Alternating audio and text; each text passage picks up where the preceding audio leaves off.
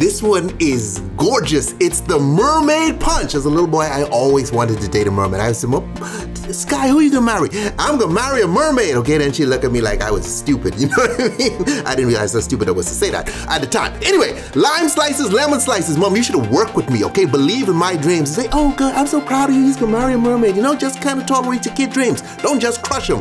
Some melon liqueur, okay? The way she crushed me. Mermaids aren't real, okay? And besides, even if they were real, they don't have a way to have kids, Sky. Okay, I didn't know what that meant. I had to Google it, then I found out, oh my God, yeah, this would be real freaky. Anyway, cherries, and it's beautiful, okay? That was way off course, but it's a pretty drink. Just enjoy the damn drink, man. So I'll be miserable, okay? Watch me going for a little sip. Loved it, okay? I'm just acting here because I'm going, wow, this taste is so powerful. It touched me, touched my soul. Steven Spielberg, I hope you're watching, okay? Then I go in for more, that's right. Just to show the audience how delicious this is. Steven Spielberg, are you watching? Call me! E.T. too.